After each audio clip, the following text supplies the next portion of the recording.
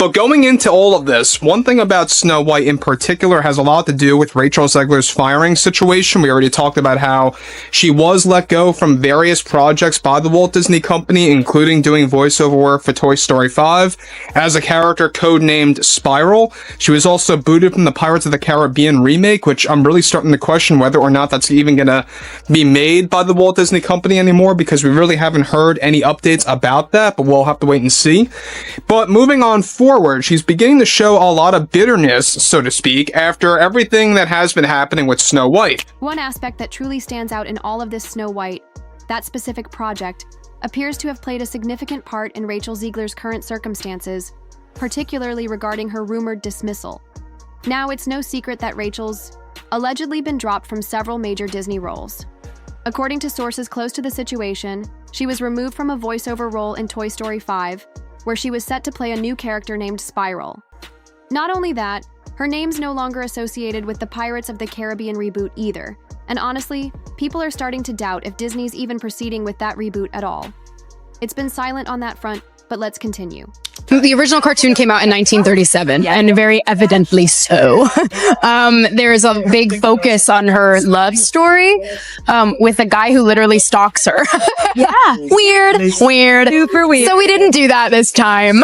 So no prince, or a different kind of prince? We have a different approach to what I'm sure a lot of people will assume is a love story, just because like we cast a guy in the movie, right. Andrew Burnap, great dude. It's really not about the love story at all, which is really, really wonderful. And whether or not she finds love along the way is anybody's guess until 2024.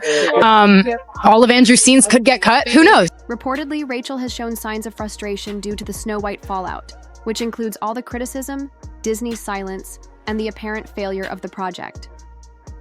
Rumor has it that after Disney's quiet decision to end the show without making a public statement, Rachel allegedly entered what some are calling a collapse state. Before we dive further into how everything fell apart, do yourself a favor and like, comment, and subscribe. Fans began to notice deleted tweets, unexpected unfollows of co-stars, and vague video posts that pretended everything was fine, but clearly it wasn't. Her career didn't start trending because of success, but rather the opposite. If you enjoy straightforward tales that dissect the most high-profile Hollywood scandal, you will be interested in seeing how this plays out. What would you say to those who are just kind of overly critiquing the film at this point? You've worked so hard on it. You can get on across the line here. Hold on. All right. Congrats, Rachel. Back to the beginning, the original Snow White released in 1937 with a clear focus on her romantic storyline. But Rachel, in multiple interviews, reportedly mocked that narrative.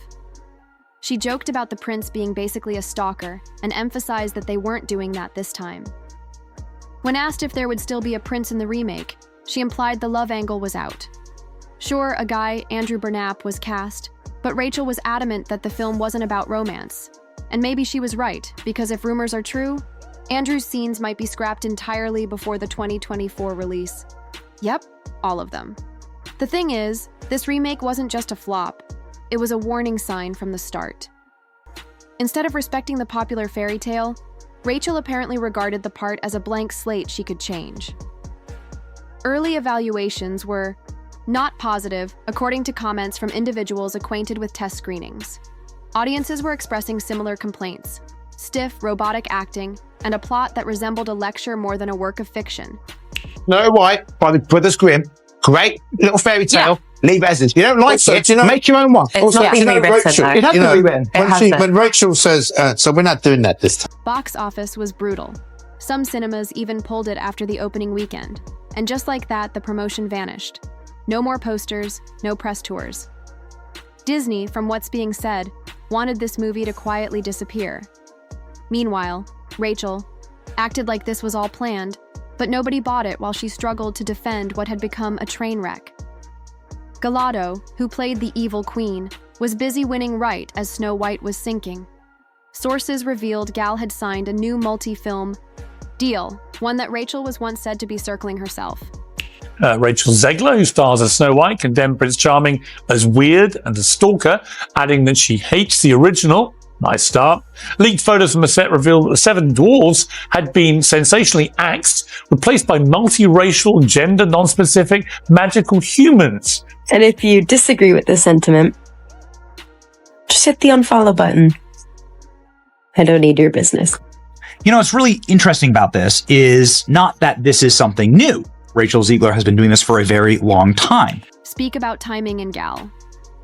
She never stirred the pot. She sat quietly while Rachel, according to several insiders, was criticizing the source material and alienating loyal fans behind the scenes.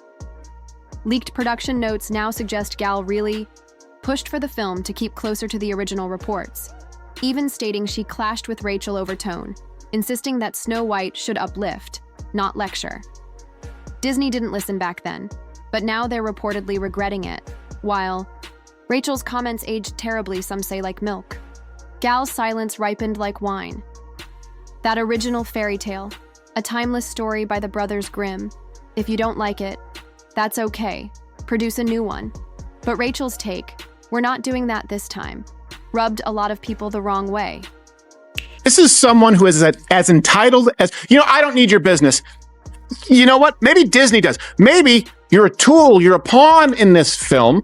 You didn't write it. You didn't direct it. You have nothing to do with the creation of Snow White. Right. You should shut up and do the job. The disaster didn't stop on screen either. Behind closed doors, the damage was way worse. Leaked documents purportedly show that Disney higher-ups had been preparing Rachel's quiet removal for a while, ever since that viral interview where she called the classic Snow White disturbing. In one exchange, an executive supposedly wrote, "This is not salvageable." Another confirmed that merchandising deals had been scrapped, brand tie-ins slashed, and the international distribution scaled back. They weren't just pulling the brakes, they were cutting her out of legal documents from the delayed reshoots, adding fuel to the fire. They supposedly showed Rachel refused to take important script notes, demanding modifications that dramatically shifted the storyline.